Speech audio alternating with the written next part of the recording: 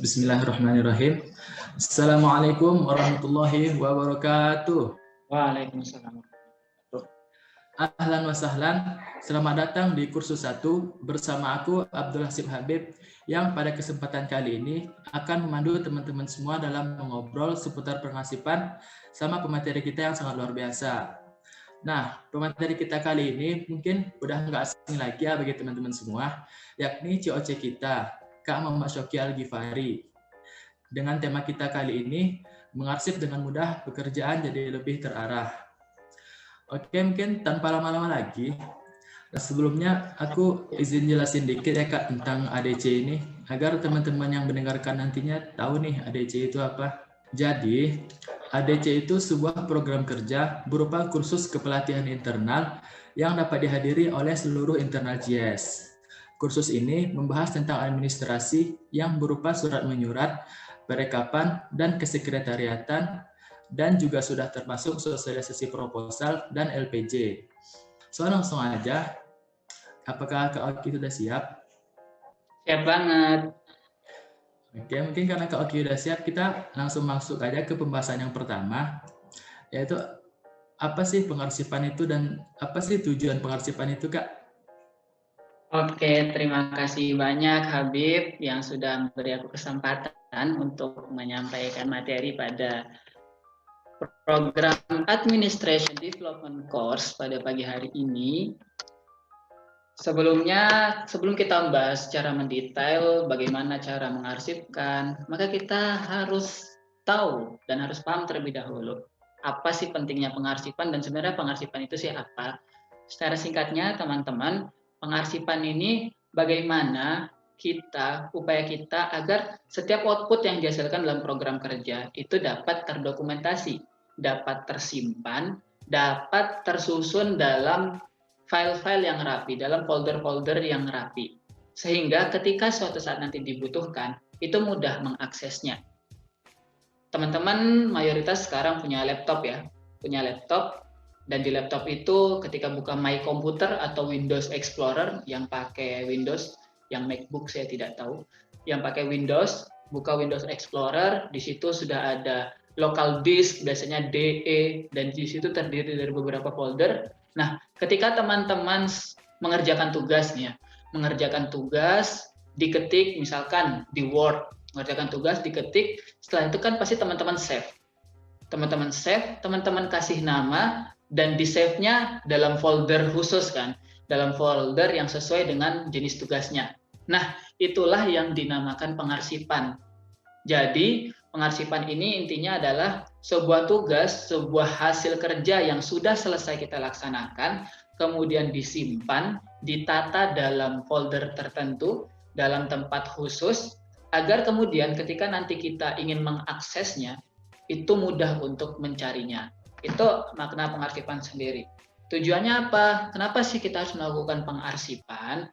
Tadi, sebagaimana yang sudah aku sampaikan, tujuannya ada pengarsipan ini, ketika suatu saat nanti kita ingin membuka file yang sudah kita kerjakan, kita ingin mengakses hasil kerja yang sebelumnya sudah selesai, itu mudah mencarinya. Coba teman-teman bayangin, laptop yang teman-teman punya, ketika masuk ke local disk, itu nggak ada folder-foldernya. Jadi langsung file semua, nggak ada folder-foldernya. Jadi ketika teman-teman sudah selesai mengerjakan tugas, itu langsung di-save di local disk. Nggak ada folder-foldernya, nggak ada subfoldernya. Nah, ketika suatu saat nanti, misalkan tugas yang terlaksana, terhitung misalkan aku dari semester 1 sampai sekarang semester 6. Itu dari pertama punya laptop aku nggak kasih folder. Nah, ketika nanti misalkan suatu saat nih, ada teman-teman yang adik-adik aku semester 2, nanya ke aku, Kak, dulu di semester 2, ada tugas ini nggak? Biasa kan ada, aku masih punya filenya, biasa ada. Nah, ternyata ketika ada yang minta contoh tugas ketika dulu aku semester 2, sedangkan di laptop aku itu arsipnya tidak tersusun rapi, tidak dibuatkan folder-folder yang rapi, pasti kan aku bakal pusing nyarinya. Bakal pusing karena semuanya langsung tergabung jadi satu di local disk-nya. Itu kan bakal pusing. Duh, mana ya file yang semester 2 dulu, namanya apa? Itu bakal pusing nanti ketika nyarinya. Beda halnya ketika aku klasifikasikan. Misalkan, di local disk itu ada folder namanya tugas kuliah. Nah, terus di tugas kuliah itu aku bagi lagi jadi semester 1, 2, 3, 4. Nah, ketika ada di kelas yang minta, di tingkat yang minta, misalkan dia semester 2, ya udah nanti aku tinggal buka yang folder semester 2. Langsung di situ udah ada tugas-tugas yang semester 2. Pun misalkan mau dibagi per mata kuliah itu juga bisa. Itu pertama tujuannya agar kita, jika suatu saat kita ingin mencari file yang sebelumnya sudah kita kerjakan, itu lebih mudah mengaksesnya dan mencarinya. Nah, kedua, ini terkhusus untuk di CIES kepengurusan tahun ini, kita ada target namanya membuat big data. Ini muncul dari keresahan bahwasanya teman-teman yang melaksanakan program kerja itu ketika ingin mencari referensi, misalkan ada yang jadi panitia divisi acara di Karpet, misalkan di kajian Rabu petang. Nah, ingin mencari contoh TOR, pastikan nanya ke kadepnya dulu, nanya ke sekdepnya dulu, atau mungkin nanya ke panitia tahun lalu. Nyari ke sana sini dulu kan, harus nyari ke sana sini dulu buat dapetin referensi.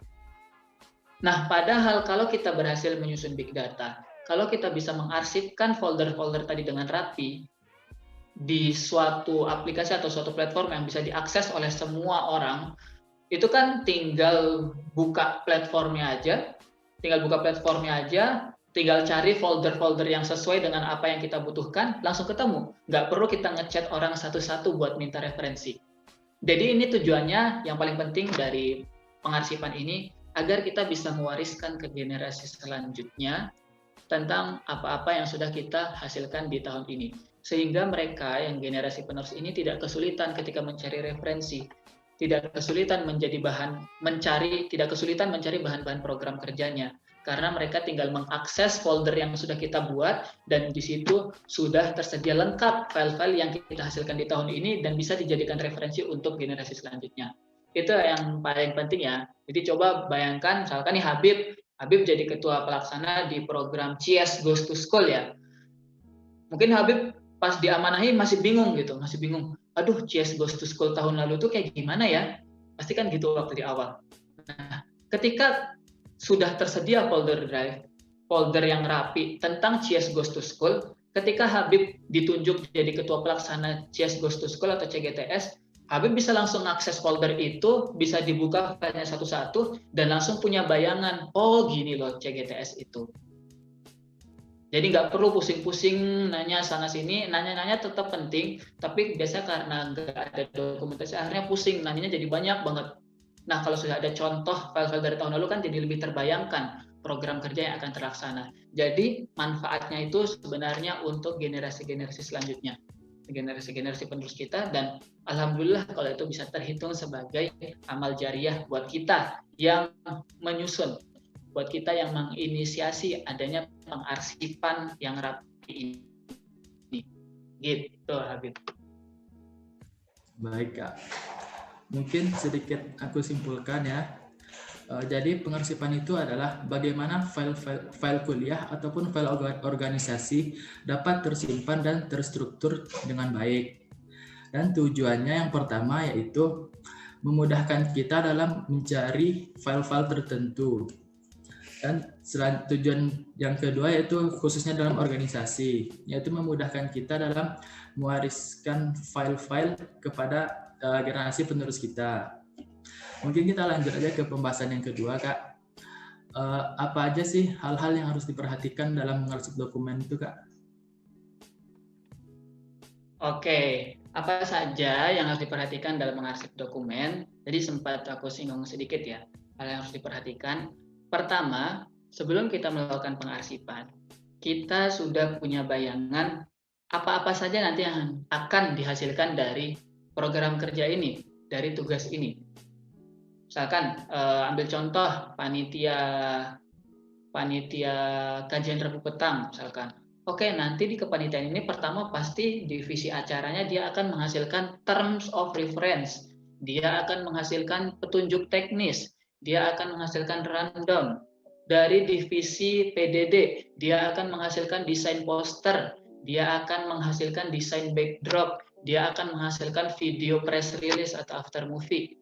Dari divisi humas, nanti dia akan mengurus surat-surat undangan untuk diberikan ke pemateri.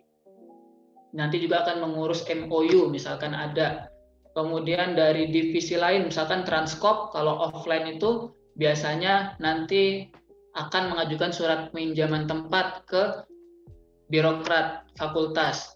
Dari divisi keuangan dan administrasi, nanti pasti ada nota-nota yang perlu disimpan, ada laporan keuangan, ada proposal, ada laporan pertanggungjawaban.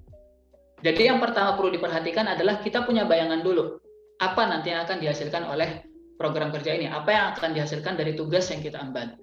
Itu pertama. Setelah kita tahu apa-apa saja yang nanti akan dihasilkan sekiranya, itu dicatat semuanya, kemudian dibuatkan kira-kira pembagiannya yang relevan, pembagiannya yang mudah diakses. Misalkan tadi simpelnya, misalkan yang tadi aku menjelaskannya per divisi ya. Nah, bisa tuh pembagian klasifikasinya itu per divisi. Untuk nanti membuat foldernya ya, membuat folder pengarsipannya, bisa tuh nanti dibagi per divisi. Misalkan ini folder untuk PDD, ini folder untuk divisi acara, ini folder untuk divisi humas, dan seterusnya.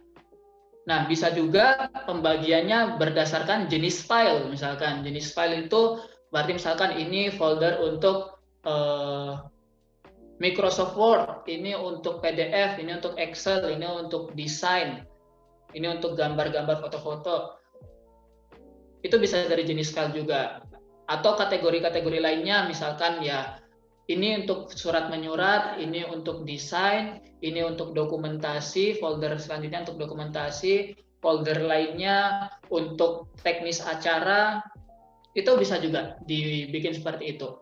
Jadi yang pertama, apa yang perlu diperhatikan, yang pertama adalah kita punya bayangan dulu apa kira-kira yang dihasilkan, terus langkah selanjutnya adalah kita buat klasifikasi. Kita buat klasifikasi dari hal-hal yang tadi sudah kita ukur, hal-hal yang sudah kita bayangkan sekiranya itu yang nanti akan dihasilkan di tugas yang kita emban, di program kerja yang kita laksanakan. Itu yang perlu diperhatikan. Terus ketiga yang perlu diperhatikan adalah penamaan. Ya, ini penting juga ya, penamaan file.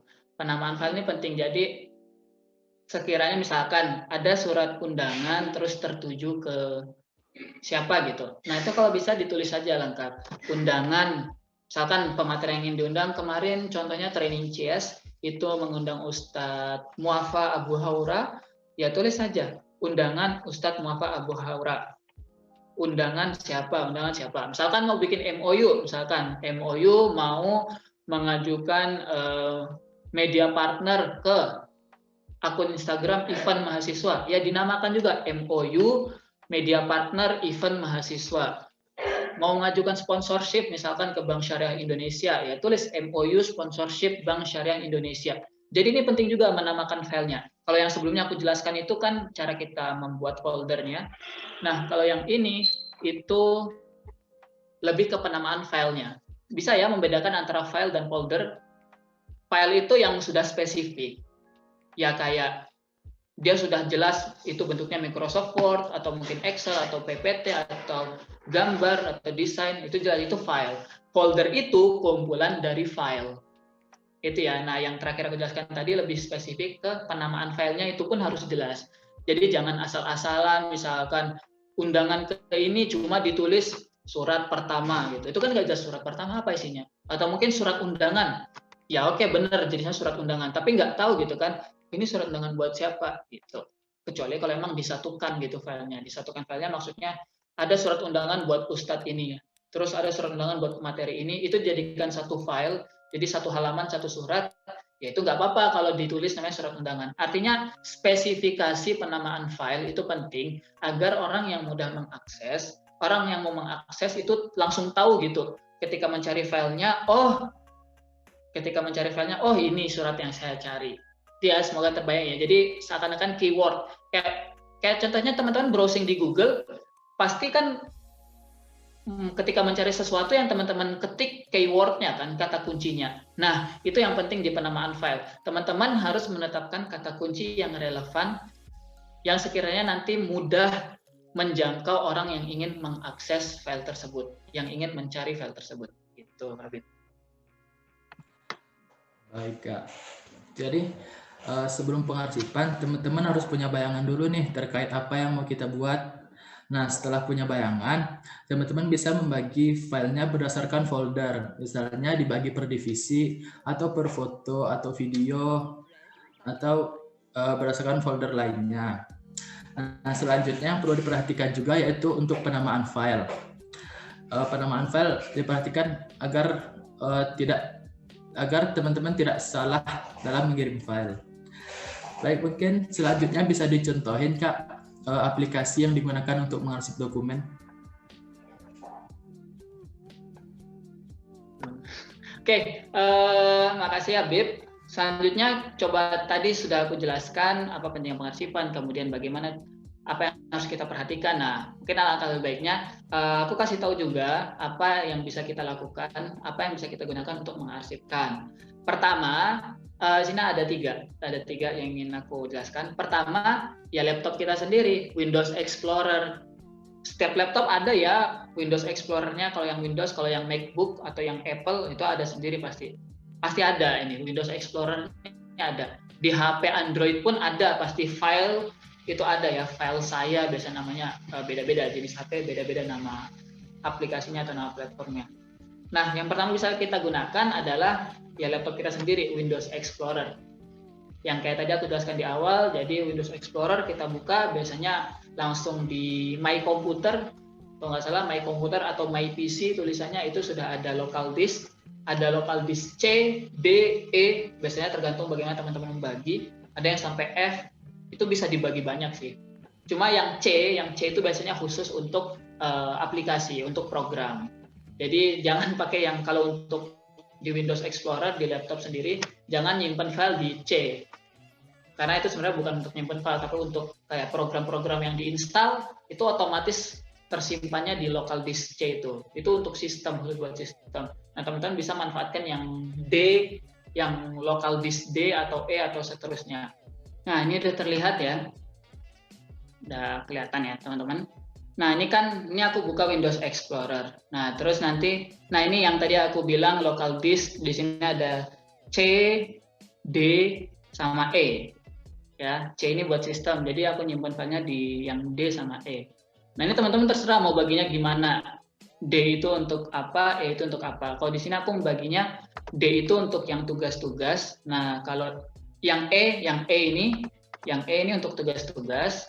Kalau yang D ini untuk apa, kayak file-file software atau yang instalan-instalan yang aku butuhkan gitu, film juga termasuk di sini sih. Jadi kalau yang E ini untuk penugasan, biasanya ini kalau yang D ini kayak untuk kebutuhan laptop gitu, kebutuhan pribadi. Ini untuk tugas-tugas. Ini aku kasih nama RND ya, belum ganti jadi COC gitu. Mohon maaf. Jangan ada kecemburuan sosial. Oke, nah di sini jadi kan tadi udah aku contoh. Jadi kita sendiri yang bagi ini gimana, yang D mau di siapa, yang E di siapa. Kalau cuma satu gimana Kak? Ya udah nggak apa-apa kalau cuma satu. Ada sih sebenarnya cara buat misahnya. Coba cari tutorialnya. Nggak sempat aku jelasin di sini. Misalkan yang D. Nah, di sini aku bagi ada program, ini isinya instalan-instalan, ada instalan software, di sini ada games, ini isinya ya games, permainan, karena kan tadi aku bilang untuk kebutuhan pribadi. Di sini ada movies, ya ini isinya film-film yang bisa aku tonton. Di sini ada foto ya jelas isinya foto-foto dokumentasi yang aku punya. Karena ini tadi klasifikasi aku adalah yang folder D itu untuk lebih ke kepentingan pribadi. Sedangkan yang E ini yang folder E ini untuk yang tugas-tugas ya. Di sini ada akademik, ini untuk kuliah. Di sini terus ada organization, ini untuk keperluan organisasi. Kalau project ini biasanya aku masukin project ini ya, ini aku contoh aja ya. Ini akademik. Nah, itu aku kasih semester-semester. Yang semester 6 belum aku bikin foldernya. Ini yang di luar semester 6. Ini yang organization ya, aku bagi juga dari organisasi-organisasi yang aku ikuti sebelumnya. Bikin folder. Yang project ya, ini project, ini ada kepanitiaan gitu kan, sama project-project lain lah yang aku ikuti. Competition ini lomba, khusus buat lomba ya, ini aku kasih list lomba gitu yang aku ikutin. Sama dokumen. Dokumen ini biasa kayak arsip-arsip, misalkan aku punya sertifikat, ada sertifikat, kemudian transkrip akademik gitu misalkan ya, keperluan akademik kayak transkrip nilai, KHS, KRS, terus berkas-berkas beasiswa juga itu aku masukin di dokumen ini. Ini belum rapi sih ya yang dokumen. Jadi aku bagi sertifikat, surat, desain dan lain-lain. Ini untuk yang contoh Windows Explorer. Jadi teman-teman yang pertama digunakan bisa Windows Explorer. Nah, tapi kalau Windows Explorer kan yang bisa pakai cuma kita sendiri, ya. Yang bisa menggunakan hanya kita sendiri karena laptopnya punya kita. Kecuali kalau laptopnya itu misalkan satu organisasi punya satu komputer gitu ya. Nah, itu bisa dimanfaatkan kayak gini. Cuma karena sekarang kondisinya ya satu laptop buat satu orang ya, kita bisa menggunakan platform selanjutnya. Apa sih itu? Yaitu yang kedua adalah Google Drive. Google Drive. Ya, di sini aku kasih contoh email CS aja. Kasih contoh email yang Google Drive email CS. Ini my drive. Oke. Ya. Ini, nah di sini teman-teman lihat di sini ya, di yang selanjutnya bisa kita gunakan adalah Google Drive. Google Drive ini, kenapa kok Google Drive ya? Agar bisa diakses oleh banyak orang. Kalau di laptop sendiri kan ya nggak bisa. Kalau di laptop sendiri kalau mau diakses ya kita harus kasih laptopnya ke orang yang membutuhkan. Nah, tapi kalau di Google Drive ini bisa diakses banyak orang. Nggak hanya yang punya Google Drive-nya aja. Nggak hanya yang punya akun Drive-nya aja yang bisa mengakses, tapi orang lain pun ya ada caranya ngatur nanti. Orang lain pun ya bisa juga mengakses Google Drive tersebut. Gitu. Itu Google Drive. Nah, di sini kan contohnya nih di Mail.js karena aku chairman jadi aku punya akses ke sini. Di sini udah lengkap gitu, CS 2013, 2014, 2015, 16, 17, 18. Kok nggak ada? 19, 2020 sampai ini yang periode kita CS 2021. Jadi dibikin folder-folder gitu. Dan ini bisa diakses gitu kan. Ya, contohnya ini CS 2013. Aku aja nggak tahu siapa. Chairman 2013 itu siapa ya? Mohon maaf lupa. Saya lupa. Durhaka. Ya, aku nggak tahu nih Chairman 2013 itu siapa. Tapi aku tahu. Aku bisa ngakses file yang beliau hasilkan dulu. Nah, itulah kelebihan Google Drive. Kelebihan Google Drive di situ. Ya, jadi seakan-akan Google Drive ini, kalau tadi sebelumnya Windows Explorer ya, ini Google Drive. Nah, Google Drive ini adalah Windows Explorer yang ditaruh di website atau ditaruh di online. Jadi bisa diakses semua orang. Ya, kelebihan kekurangannya kalau yang Windows Explorer ya tanpa internet kita bisa mengakses langsung. Tapi dia kekurangannya hanya bisa diaksesnya sangat terbatas, bahkan sangat private. Kalau Windows Explorer, nah kalau Google Drive kelebihannya adalah bisa diakses lebih banyak orang, namun kekurangannya adalah ya kita harus punya kuota internet kalau mau buka Google Drive. Walaupun sebenarnya bisa kita buka Google Drive secara offline, tapi itu nanti bisa diatur. Ada caranya ngaturnya. Itu ya. Itu dan terakhir ada satu aplikasi yang bisa aku kenalkan di sini, namanya CPAS. Ya, ini ada CPAS namanya. Nah, CPAS ini dari yang aku pahami, dia lebih spesifik untuk pengarsipan surat menyurat. Ya, kalau tadi kan Drive, kalau Google Drive, Windows Explorer itu kan luas ya, nggak hanya surat menyurat. Bahkan kayak file-file lain tuh bisa.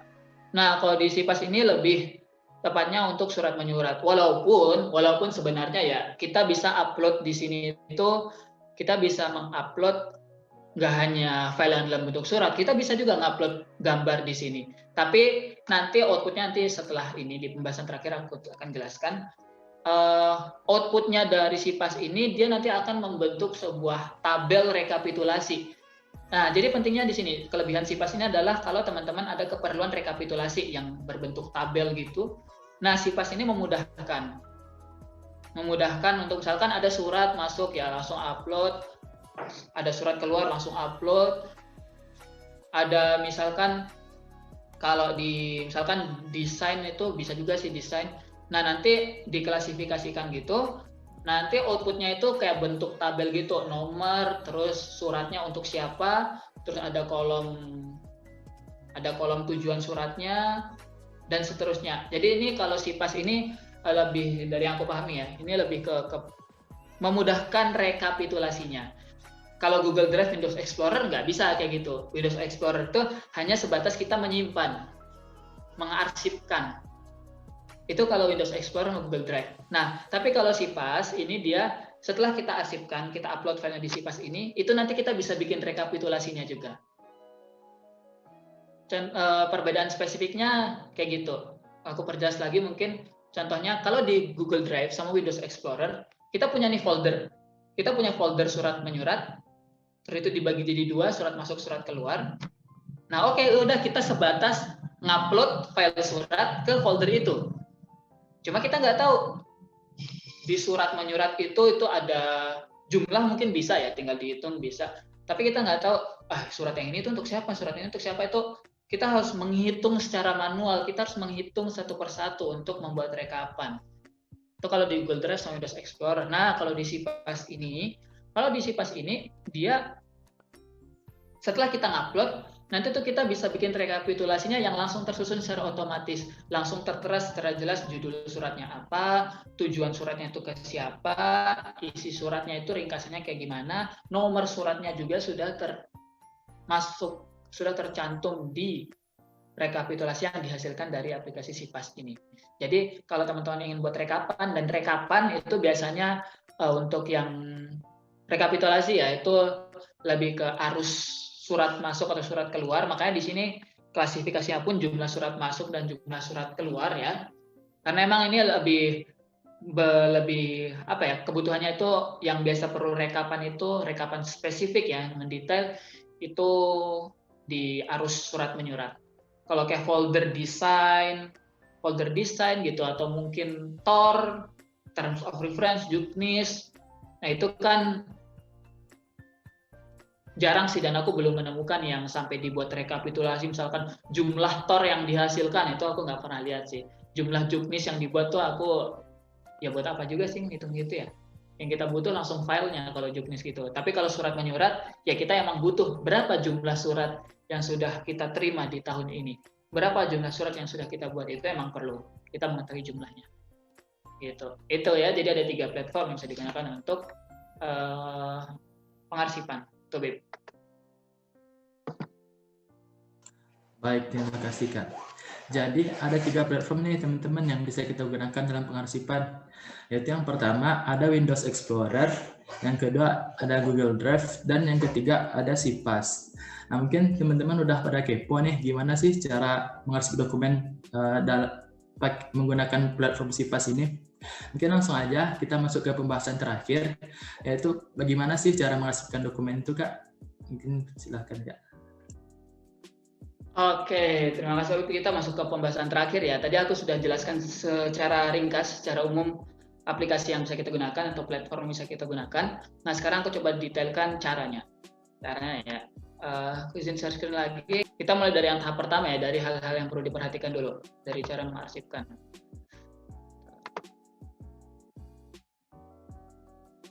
Kita buka dokumen baru.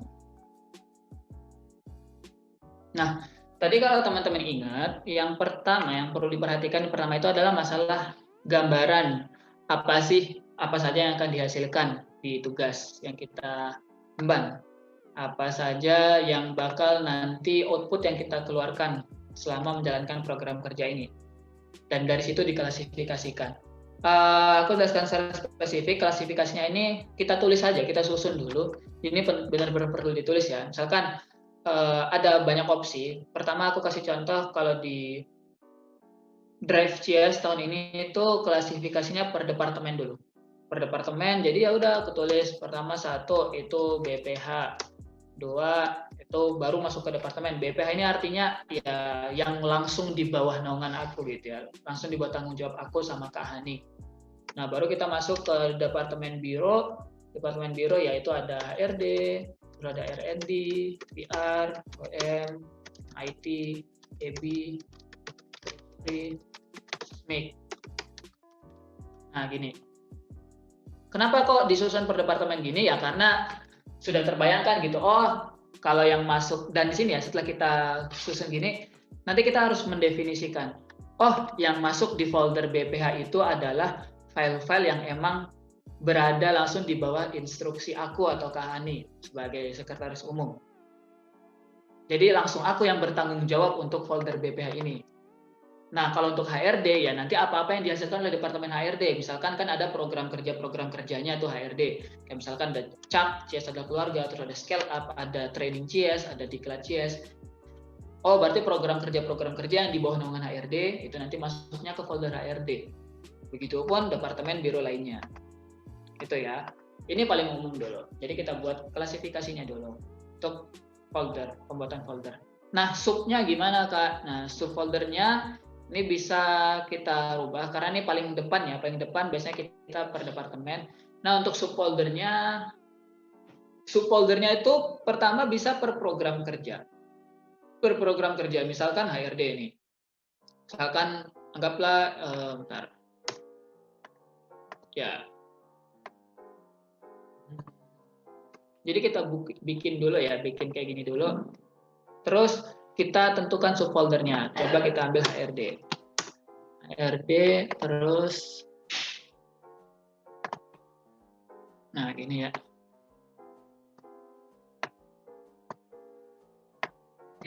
Nah, ini HRD. Misalkan mau dibagi per program kerjanya HRD. Program kerja HRD ada diklat CS, ada training CS, terus ada training for trainer, ada scale up, terus ada CS adalah keluarga, apalagi ada CS cross up. Ya, ini dulu deh. Nah, dibagi per program kerja bisa nih kayak gini. Ini terus buat badan pengurus harian, Kadep Sekdep, Kabir Sekbir bisa dibagi per program kerja gini. Atau bisa tambahin juga satu lagi itu umum atau other gitu mungkin. Other. Biasanya yang masuk ke umum atau other ini kayak yang langsung dilaksanakan, langsung dikerjakan oleh BPH-nya, oleh Kadep Sekdep atau Kabir Sekbirnya. Sedangkan kalau yang di subfolder program kerja, ini tuh yang memang dilaksanakan oleh staf-stafnya yang menjadi penanggung jawab program kerja. Nah, apakah udah cukup kayak gini subfoldernya? Oh, belum. Kita bisa bikin lagi lebih spesifik. Per program kerja ini kan subfolder program kerja. Nah, di dalam folder program kerja itu apa aja isinya? Nah, ini dia yang bisa beda-beda mazhab. Ada banyak opsi. Akan kita kasih tanda. Nah, ini aja deh. Ini aja. Nah, misalkan di Kelacias, ini ada aku tawarkan 2 opsi saja buat teman-teman. Ini terkhusus yang jadi ketua pelaksana, sekretaris pelaksana, karena misi membuat big data, mengarsipkan ini tugas kita semua. Jadi nggak hanya teman-teman AB aja. Di sini teman-teman AB memfasilitasi kalian untuk memudahkan penyusunan big data, penyusunan arsip yang rapi ini. Di Kelacias, misalkan pertama kita bisa bagi per divisi. Misalkan ya acara, terus PDD, Humas, terus Transkop, terus Adkeo gitu, administrasi dan keuangan. Bisa dibagi per divisi gini. Bisa juga dibaginya per jenis file. Misalkan kalau jenis file itu ya surat menyurat, desain, terus teknis ini yang meliputi term of reference, terus juknis, rundown, atau arahan-arahan ke panitia gitu ya, teknis acara kita sebut aja di sini teknis acara, terus apalagi misalkan proposal LPJ gitu atau laporan keuangan lah ya, laporan keuangan ini dalamnya proposal LPJ sama arus keuangannya sama nota-nota dimasukin di sini. Terus apa lagi contohnya? Ya apalah ya lain-lain yang teman-teman pikirkan itu bisa juga. Ini pembagiannya per bidang kalau yang ini. Jadi pembagiannya per bidang. Antara dua itu sih opsinya. Sebenarnya ada opsi ketiga, tapi aku nggak recommended. Opsi ketiga itu berdasarkan format filenya. Kalau format file itu berarti Word, terus PDF, terus Excel, terus apa? Misalkan Photoshop gitu, Photoshop. Karena yang desain-desain, terus ada JPEG atau PNG ini buat gambar-gambar. Ini aku nggak recommended sih pembagian subfolder berdasarkan format filenya karena nyampur-nyampur gitu. Misalkan di Word nanti ada surat menyurat, terus ada term of reference, ada MOU. Jadi kayak bingung nanti orang yang mau nyari itu kayak, aduh ini dia bikin tornya formatnya PDF atau Word atau Excel ya. Nah itu kan masih bingung kalau pembagian subfoldernya berdasarkan format filenya. Jadi aku sarankan yang opsi pertama sama opsi kedua tadi. Opsi kedua itu yang berdasarkan jenis filenya. Nah, opsi pertama itu berdasarkan divisi yang ada. Nah, baru setelah kita buat seperti ini, sudah kita susun nih kayak gini, bagaimana klasifikasinya, baru kita masuk ke platformnya. Aku langsung contohkan ke Google Drive aja ya. Aku langsung contohkan ke Google Drive. So, aku contohkan Google Drive karena Windows Explorer sama aja sih teknisnya ya. Aku langsung contohkan yang Google Drive. Google Drive mana tadi? Google Drive. Oke, ini. Akan ICS 2021 Idealisopia. Ya.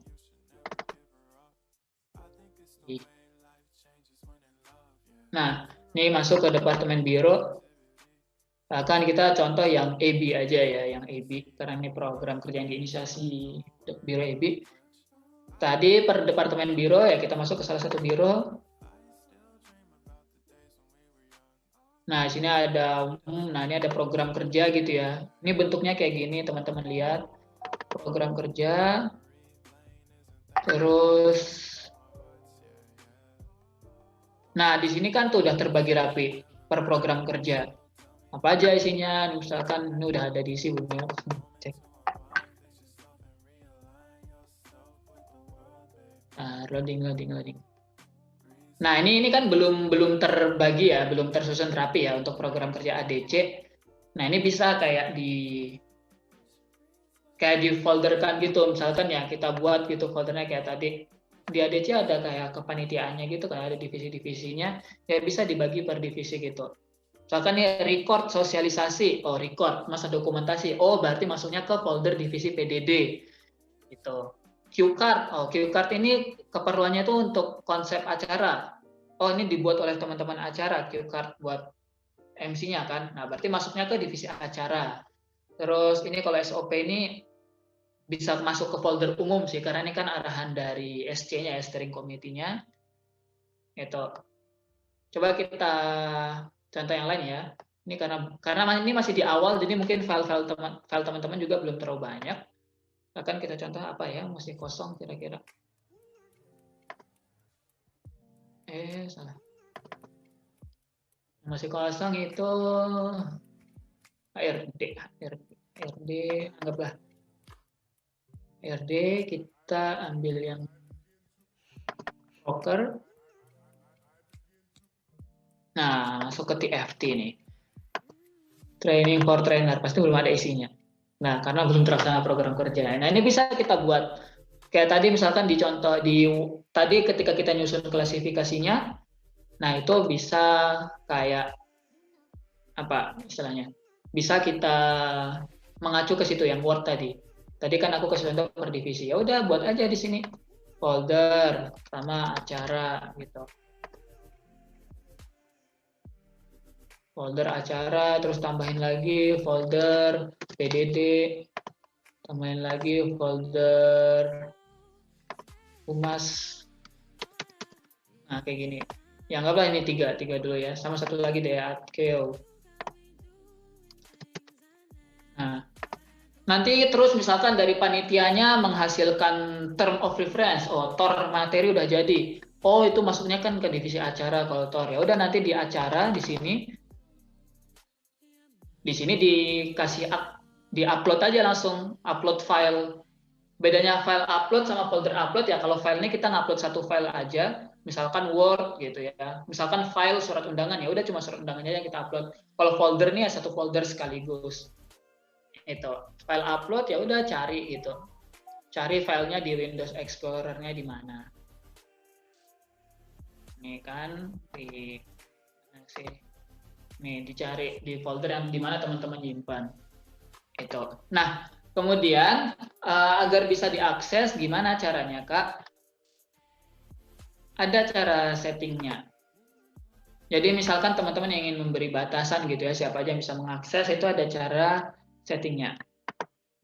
Ini mungkin belum banyak yang tahu ya.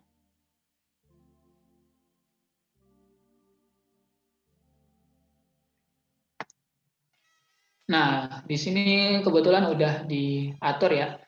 Ini kita bisa ngasih, di sini yang mendapat akses adalah email Cia sendiri, terus ada kadep sekdepnya, ini ada Kazaki sama Kak Sheila, terus ada couple sekpelnya, ini ada Mas Wifak sama Mbak Putri, terus ada aku sebagai chairman sama Kak Hani sebagai COC Gensek, terus ada Mas Bayu sama Mbak Ulfa sebagai penanggung jawab dari di Biro EBI gitu ya. Nah, ini jadi kita pertama bisa add people di sini, tinggal tambahin emailnya aja. Misalkan nih Fawas ya mau aku tambahin ya udah tinggal klik Fawas aja, nanti otomatis Fawas bisa mengakses folder ini. Nah, adapun yang get link ini, ya kalau teman-teman mau share linknya ya udah klik copy link aja. Yang aku tekankan adalah di sini, anyone with the link.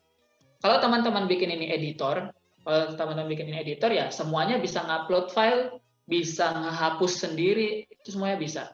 Ini anyone with the link ya. Kalau teman-teman bikin dia restricted, kalau dibikin restricted, berarti yang bisa mengakses hanya orang-orang yang sudah didaftarkan tadi di atas. Itu kalau restricted. Tapi kalau anyone with the link, berarti ya siapapun yang punya link itu bisa mengakses. Kalau viewer dia bisa cuma ngelihat aja, kalau editor dia bisa ngehapus, bisa nambahin file, kalau komentar dia cuma bisa ngasih komen, nggak bisa ngedit-ngedit. Ini yang ada beberapa teman-teman yang masih bingung di sini.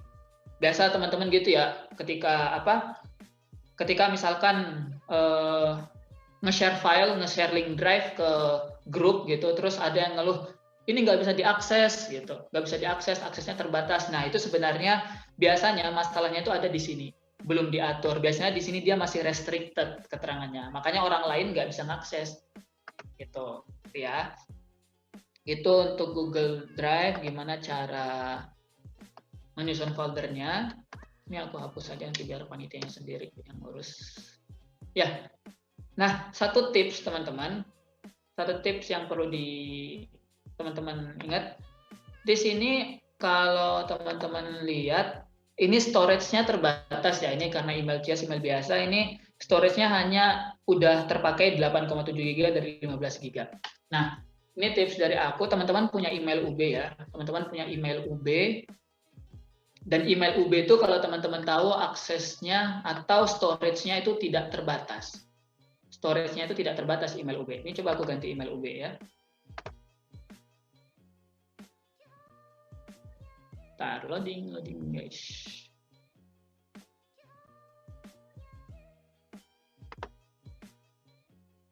Nah, ini aku pakai email UB. Nah, di sini teman-teman lihat storage-nya nggak ada batasannya ya. Nih, cuma ada keterangan sudah terpakai berapa, tapi nggak ada batasannya karena ini fasilitas yang kita dapatkan sebagai mahasiswa UB. Drive-nya unlimited. Dan di sini strategi aku adalah folder CS Idealisopia 2021 aku buat pakai email UB aku. Karena apa? Agar file-file yang ada di dalam folder CS Idealisopia itu dia memakan storage dari drive aku yang unlimited, dari drive email pribadi aku yang unlimited. Dan di sini, tapi kok bisa ada di sini? Kok bisa ada di email CS juga folder yang sama? Ya ini caranya kita bikin shortcut. Jadi di sini aku klik kanan di CS Idealisopia, terus ya tinggal add shortcut to drive aja. Add shortcut to drive, nanti tinggal dipilih aja.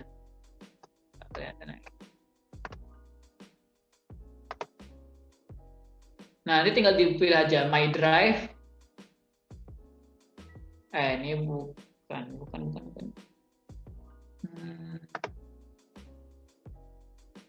Oh, nggak caranya. Bentar kok offline. Caranya itu adalah kita buka JS Idealisopia ini, itu ya. Terus nanti buka file ini, kita ganti aja. Atau kita bisa bikin share di sini. Kok offline ya? Kok ini offline drive saya? Astaga. Ya, ini udah muncul. Ya, ini kita bisa share link. Terus nanti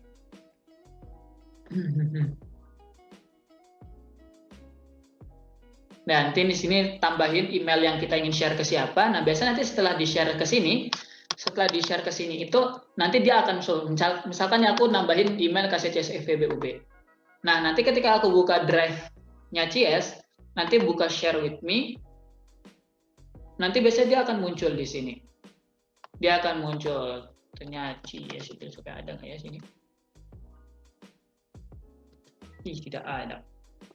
Dulu caranya gitu. Dia biasanya jadi muncul di sini. Nah, kita kasih contoh. Ini apa ya? Misalkan ini ada lingkar humas nih. Ini kan muncul lingkar humas. Jadi artinya email JS ini udah dapat share-sharean.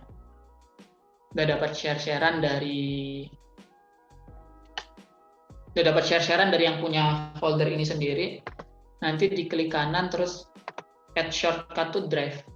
Ya udah, nanti masukin ke my drive. Langsung aja klik add shortcut di sini. Itu caranya buat bikin shortcut ya, biar bisa diakses di beberapa drive. Terus itu untuk drive aku rasa jelas. Selanjutnya kita ke yang ini. Apa ini? Nah, ini yang SIPAS. Bagaimana kemudian kita upload surat. Ya, upload surat itu ini simpel sih sebenarnya. Pertama kita masuk ke folder transaksi surat. Misalkan ada surat masuk, ya kita buka surat masuk, tambah data.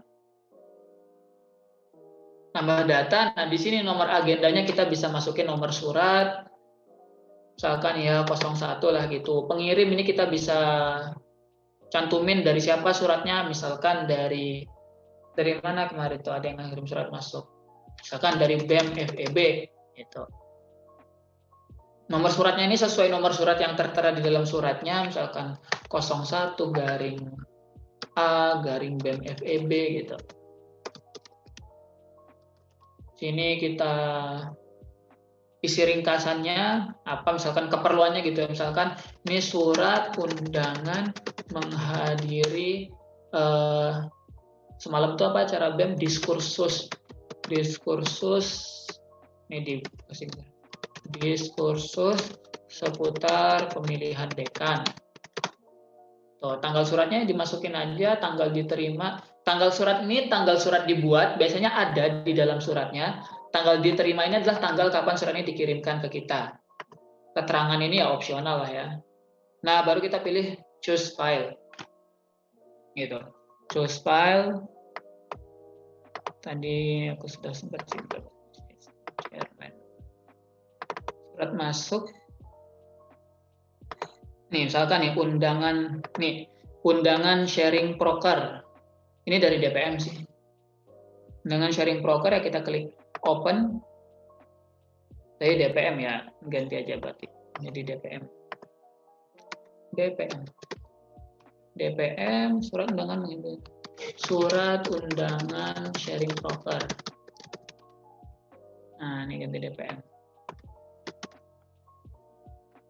Ini kapan ya? Ngasal aku lupa dulu kapan dikasih undangan. Ya anggaplah 1 Februari 01 ini Januari month. Februari tanggal 1 tahun 2021. Tanggal diterimanya adalah 02/03/2021. Ya, ini udah ditambahkan. Baru kita tambah data.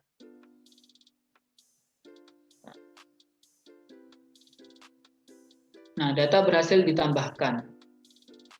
Coba kita lihat ini tadi kan ada 10 ya. Kalau teman-teman lihat di dashboardnya awalnya tadi ada 10. Nah, di sini sudah langsung otomatis bertambah. Jumlah surat masuk jadi 11. Sudah otomatis bertambah. Itu, jadi langsung ketahuan gitu di SIPAS ini. Dan selain itu, kita juga bisa semacam menspesifikkan gitu ya. Ini suratnya diperuntukkan untuk siapa. Caranya adalah disposisi. Nah, disposisi ini kita bisa menambahkan ini suratnya ditujukan untuk siapa. Misalkan kan di CIS ada chairman, ada kadep-kadep ini. Ini bisa kita tambah data. Nah, ini ada tujuan. Nah, ini belum diganti ya. Oke. Berarti kita harus gantinya gimana? Di klasifikasi.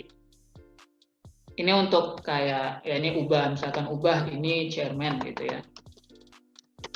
Chairman ubah. Oh, ini harus upgrade akun ya.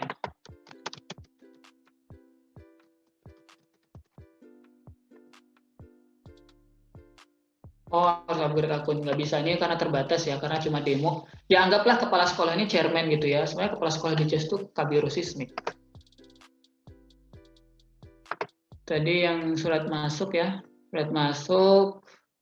Ini disposisi. Misalkan ini ditujukannya untuk aku sebagai chairman. Dan ini tambah data. Nah, bisa kita tujukan kepala sekolah, anggap nih chairman gitu. Isi ringkas ya tadi. Menghadiri sharing proker lembaga KM FEB. Batas waktu ini kayak kapan kita harus menghadiri. Misalkan kan aku ditujukan ke aku, oke aku harus menghadiri acara ini kapan. Bahkan waktu itu anggaplah 7 Februari 2021. Sifat ya, ini sifat segera, sangat segera, rahasia. Ini tergantung nanti gimana teman-teman ngisinya. Segera, misalkan catatan apa, misalkan menyiapkan PPT program kerja. Itu. Ini tambah datanya. Tambah data, nanti di laporan ini kita bisa laporan ini. Nah, ini untuk apa sih namanya? Nanti kita bisa menghitung langsung dan nanti kita bisa langsung masukin apa-apa aja. Misalnya kita tulis ini tadi berapa tanggalnya ya. Nanti kalau udah muncul datanya di sini itu kita langsung klik Excel. Nanti di Excelnya itu langsung kelihatan gitu rekapitulasi data suratnya sesuai dengan input yang sudah kita masukkan tadi. Itu ya untuk kelebihan dari SIPAS ini caranya. Ini lebih aku prefernya menggunakan ini untuk keperluan surat menyurat sih, karena langsung terdata secara rapi. Itu ya, itu aja Bib. Baik, terima kasih kepada Kak Oki. Nah, tadi sudah dijelaskan semua nih teman-teman sama Kak Oki. Dan kalau aku simak, mengarsip itu sebenarnya mudah banget. Apalagi ada aplikasi seperti yang udah Kak Oki jelaskan tadi, yang pastinya akan sangat membantu kita dalam mengarsip secara online. Oke, kan Kak Oki tadi udah ngejelasin panjang lebar nih Kak tentang pengarsipan. Mungkin kita bisa langsung masuk ke sesi tanya jawab aja Kak. Dan di sini aku bakal bacain beberapa pertanyaan-pertanyaan yang udah teman-teman ajukan sebelumnya melalui Google Form. Baik, langsung aja mungkin untuk pertanyaan yang pertama, kenapa sih arsip digital pada saat ini sangat penting Kak? Oke, terima kasih banyak Kak Bib atas pertanyaannya. Tadi bertanya tentang mengapa penting pengarsipan secara digital. Jadi sempat aku singgung ya, mengarsip secara digital ini kita definisikan digital nih yang menggunakan secara online gitu ya. Tadi pentingnya sempat aku singgung karena ketika kita mengarsipkan secara digital atau secara online itu aksesnya bisa lebih meluas. Ketika teman-teman khawatir, duh Kak kalau aksesnya dibiarkan terbuka gitu nanti bisa bukannya berbahaya ya, karena kan nanti bisa disalahgunakan oleh oknum-oknum tertentu. Nah tadi makanya ada aku jelaskan caranya gimana kita membatasi akses terhadap folder yang kita sudah buat. Jadi sudah aku jelaskan tutorialnya sebelumnya ya. Ada di situ restricted, ada kita bisa menambahkan email, ada viewer only, ada editor. Nah, kita aturnya di situ. Insya Allah sistem keamanan Google itu sudah kuat. Setiap ada yang berusaha masuk, berusaha mengakses, padahal dia tidak memiliki izin, itu biasanya langsung ada pemberitahuannya di email kita.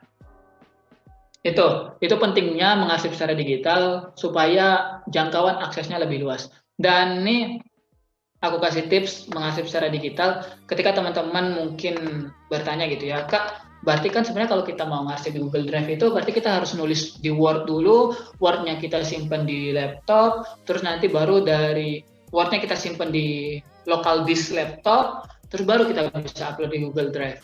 Itu kan berarti kita kayak mengarsipkannya 2 kali, Kak. Di laptop iya, di Google Drive iya. Ya sebenarnya nggak apa-apa sih, itu bukan suatu masalah. Tapi kalau teman-teman mau simple, praktis, artinya mengarsipkannya langsung ke Google Drive tanpa perlu mengarsipkan di laptop, tanpa buka Word dulu, itu udah ada caranya kok teman-teman. Caranya adalah, misalkan ya aku langsung di sini aja, kita bisa manfaatkan sini. Ada Google Doc, Google Sheet, Google Slide. Ya, Google Doc, Google Sheet, Google Slide. Google Docs ini adalah untuk ini sejenis dengan Microsoft Word. Kalau Google Sheet ini sejenis dengan Microsoft Excel, Google Slide sejenis dengan Microsoft PowerPoint. Biasanya 3 aplikasi, 3 software ini yang paling banyak dibutuhkan untuk bekerja, gitu ya. Misalkan aku buka Google Docs, create and share. Loading masih teman-teman. Nah, ini udah tampilannya kayak Word, mirip kan ya? Tinggal ngetik aja di sini. Nggak ngetik, ini kita kasih nama filenya, misalkan apa ya? Misalkan apa? Laporan.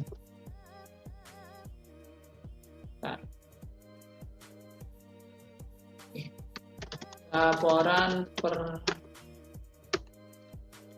pertanggungjawaban CIES 2021, misalkan gitu. Ya udah, langsung kita ketik aja. Kita mulai dari bikin filenya, kasih di tengah kita kasih judul. Ini ada underscore, ada bold, ya kayak Word lah persis. Sini kita tulis judulnya lagi, laporan pertanggungjawaban gitu ya. Jadi bisa gitu Kak. Dan ini teman-teman, nah kelebihannya kalau kita ngetik di Google Docs, ini teman-teman nggak perlu khawatir lupa nge-save. Biasanya sering banget ya, aku menemukan masalah, udah ngetik banyak-banyak di Word, terus tiba-tiba laptopnya ngehang, atau biasa tiba-tiba mati lampu dan baterainya itu nggak dicas, akhirnya laptopnya tiba-tiba mati, belum ke-save. Dan itu bisa miris banget ketika dinyalain lagi laptopnya, file yang tadi belum ke-save itu benar-benar hilang, akhirnya kita kerja lagi dari awal. Itu kan nyesek. Nah, kalau kita pakai Google Docs, itu kita nggak perlu repot-repot nge-save, karena semuanya sudah menggunakan fitur auto save. Kayak misalkan ini ya, aku bikin folder laporan pertanggungjawaban CIES. Nah, dia langsung muncul sendiri di sini. Kayaknya nggak perlu aku ngatur di sini klik save, itu nggak perlu. Bahkan di sini emang nggak ada opsi save. Nggak ada tombol save di sini. Nggak perlu kita ngetik, mencet Ctrl S tuh nggak perlu, karena udah otomatis tersave. Itu teman-teman. Pun kalau kita udah ngedit, misalkan tadi tulisannya tadi sampai sejauh itu ya. Ini misalkan aku buka, ya. Nah ini udah otomatis terbuka sesuai hasil kerja aku terakhir. Misalkan aku tambahin di sini. Oke, sebentar. Sekarang aku tambahin di sini ya. CIES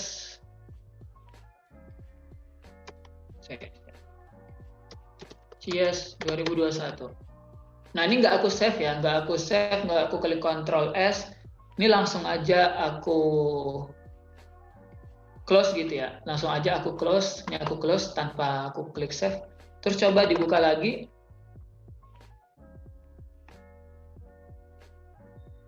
Nah langsung otomatis sesuai dengan kerjaan terakhir yang sudah aku lakukan sebelumnya. Itu kelebihannya Google Docs. Kekurangannya apa ya? Sama sih. Ini kalau kita mau pakai Google Docs harus terkoneksi internet. Kalau internetnya mati, ini nggak aku mau uji coba ya internet mati. Tapi kalau internet mati ya kita nggak bisa ngetik di sini. Itu teman-teman ya. pentingnya mengarsip digital, dan tadi sedikit tips kalau kita mengarsip secara digital tuh kelebihannya apa. Gitu. Baik, terima kasih Kak Oki. Jadi, arsip digital ini sangat penting karena aksesnya itu bisa lebih luas. Apalagi pada saat online seperti sekarang ini, tentunya arsip digital akan sangat berguna bagi kita semua. Baiklah, mungkin lanjut ke pertanyaan selanjutnya, Kak. Gimana sih, Kak, cara mengubah file Google Form agar bisa di-convert Word secara cepat? Oke, Google Form ya. Kalau Google Form itu sebenarnya dia karena bentuknya itu isian gitu ya, kayak pertanyaan-pertanyaan gitu, dia kalau di-convert itu langsung ke spreadsheet sebenarnya. Spreadsheet itu berarti bentuknya Excel ya. Kasih contoh aja. Jadi kalau mau convert ke Word itu emang nggak bisa langsung ya setahu aku, karena emang bentuknya form kuesioner gitu ya, jadi outputnya bisa dalam bentuk Excel, dalam bentuk spreadsheet gitu. Tapi kalau mau di convert ke Word sebenarnya bisa juga sih, cuma tampilannya ya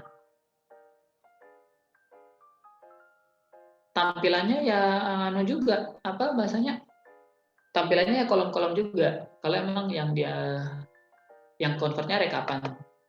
Kalau nggak salah bisa yang ke Word atau PDF itu bisa, cuma dia individual gitu. Mungkin itu ya yang dimaksud pertanyaannya. Kalau yang ini kan kalau kita ini udah kelihatan ya Google Form ini. Ini ada summary, question individual, summary ini yang secara keseluruhan, question ini yang pertanyaannya per pertanyaan, individual ini yang per individu, per orang yang ngisi. Yang kalau loading respon. Ini kalau teman-teman lihat di summary ini biasanya yang dipakai ini ya. Summary ini kalau mau ke convert dia ke spreadsheet. Ini logo spreadsheet atau ke Excel ini. Sejenis sama Excel. Nah, kalau yang individual ini caranya gimana untuk jadi PDF atau Word print? Ini seingatku ini ya. Nah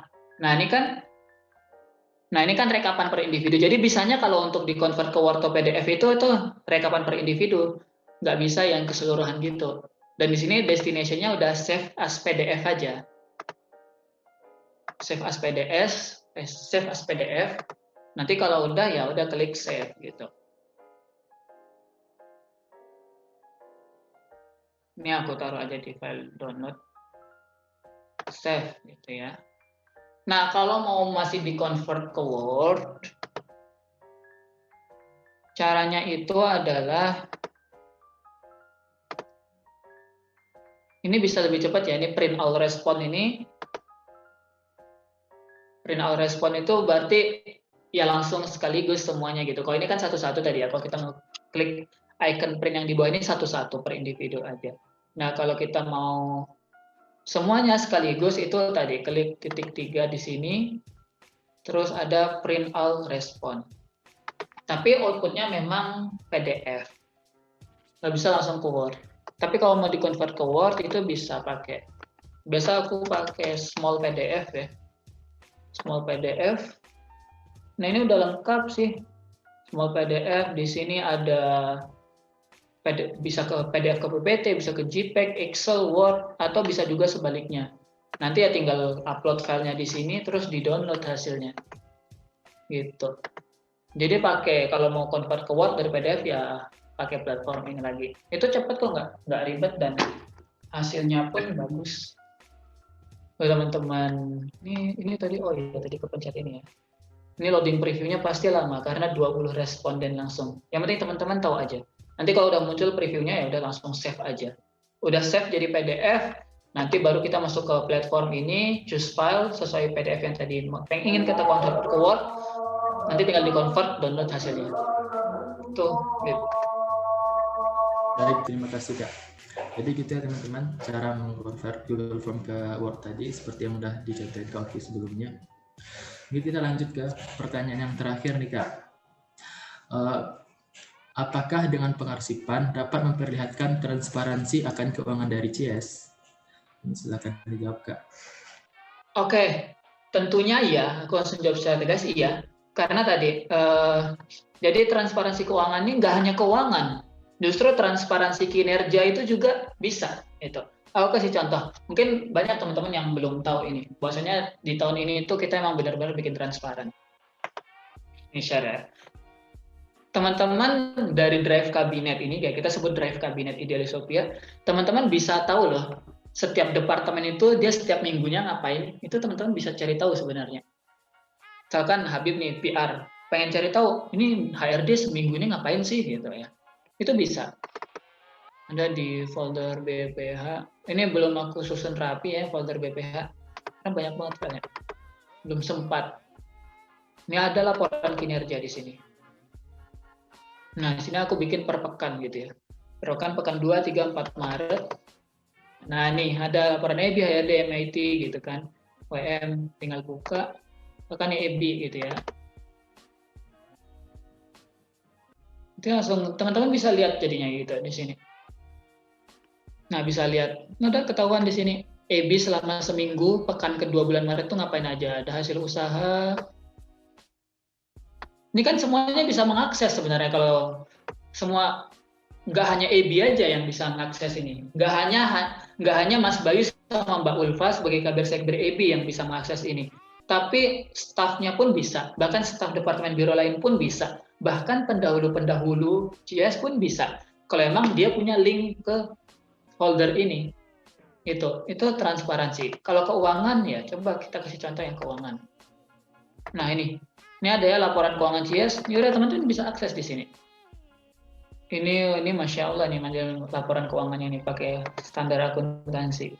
Nah ini ada nih laporan keuangan, saldo periode sekian, ada nih ya, saldo 13 juta tuh. Jadi ini teman-teman bisa tahu, ini sekarang CS ada duit segini nih, saldo 13 juta. Terus yang per proker, nah ini untuk yang laporan keuangan karena TC yang baru jalan dan udah selesai gitu ya. Ini ada jurnal umum juga, bahkan dibikin standar akuntansi juga sama treasury-nya. Bisa, teman-teman bisa mengakses, semua kader CS bisa mengakses. Bahkan emang pihak-pihak yang membutuhkan, kalau emang dia ingin meminta laporan keuangan CS, ya kita kasih file ini, kita kasih nanti linknya. Itu, jadi sangat bisa untuk keperluan transparansi itu, kita membuat arsip di Google Drive itu sangat diperlukan dan sangat sangat diperlukan dan efektif lah untuk menciptakan sistem yang transparan. Jadi nggak ada yang disembunyikan. Itu ya. Baik, terima kasih Kak. Insya Allah sudah terjawab semua ya teman-teman pertanyaannya. Semoga materi yang tadi sudah disampaikan ke Oki dapat bermanfaat bagi kita semua dan dapat kita implementasikan dalam kehidupan kuliah maupun kehidupan organisasi kita semua. Baik, mungkin sekian ADC kita pada hari ini. Saya mohon maaf yang sebesar-besarnya atas kekurangan. Saya Abdul Hasim Habib selaku moderator, izin undur diri. Wassalamualaikum warahmatullahi wabarakatuh.